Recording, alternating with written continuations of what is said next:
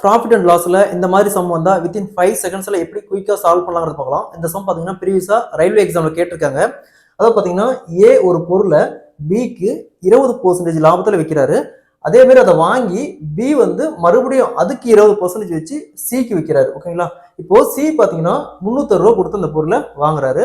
அப்போ அந்த ஏ கிட்ட இருக்கும்போது அந்த பொருளோட விலை என்னவா இருக்குன்னு கேக்குறாங்க.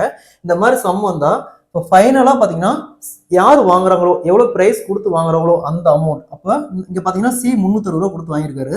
இப்போ 360 இன்ட்டு 100 டிவைட் பை இங்க 20% அதிகமா வாங்குறாங்க. அப்ப 100 ரூபானா 120 ரூபா கொடுத்து வாங்கியிருப்பாங்க எக்ஸாம்பிளுக்கு. அப்போ இங்க 120 இன்ட்டு அடுத்து இவரும் பாத்தீங்கன்னா 20% அதிகமா கொடுத்து வாங்குறாரு. அப்ப 100 டிவைட் பை 120 இதை கேன்சல் பண்ணா 250 ரூபா வரும். அப்போ ஏ கிட்ட பாத்தீங்கன்னா அந்த பொருள் 250 ரூபா இருந்திருக்கும். ஏ கிட்ட இருக்கும்போது 250 ரூபாய் இருந்திருக்கும். அவரு 20% லாபம் வச்சு பிக்கு விற்கிறாரு.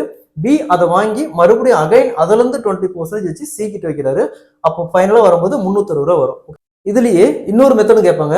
என்னன்னா இங்க மைனஸ், அதாவது 20% மைனஸ் பண்ணி விற்கிறாரு. அதே மாதிரி இவரு இங்க வாங்கி பி வாங்கி சிக்கு 20% மைனஸ் பண்ணி விற்கிறாருன்னா அப்போ இங்க என்ன அமௌண்ட் வருதோ, இப்போ எக்ஸாம்பிளுக்கு இந்த இடத்துல 100 ருபீஸ் வருதுன்னா 100 இன்ட்டு 100 பை இப்போ உங்க 100ல இருந்து மைனஸ், இங்க வந்து பிளஸ்ஸா இருந்தா ப்ராஃபிட்டா இருந்தா பிளஸ் பண்ணிக்கிறோம், லாஸா இருந்தா மைனஸ் பண்ணிக்கிறோம். அப்போ 100ல 20 போச்சுன்னா 80 இன்ட்டு 100 பை அகைன் பாத்தீங்கன்னா இவரும் மைனஸ் பண்ணி வைக்கிறாரு. அப்போ 80 ஃபைனலா கேன்சல் பண்ணுவோம். என்ன ஆன்சர் வருமோ அதை போட்டுக்கலாம். ஓகேங்களா? இந்த மாதிரி சம் பாத்தீங்கன்னா இந்த ரெண்டு மெத்தட்ல தான் கேட்பாங்க. ஒன்னு ப்ராஃபிட் வச்சு விற்பாங்க, இல்லைன்னா லாஸ் வச்சு விற்பாங்க.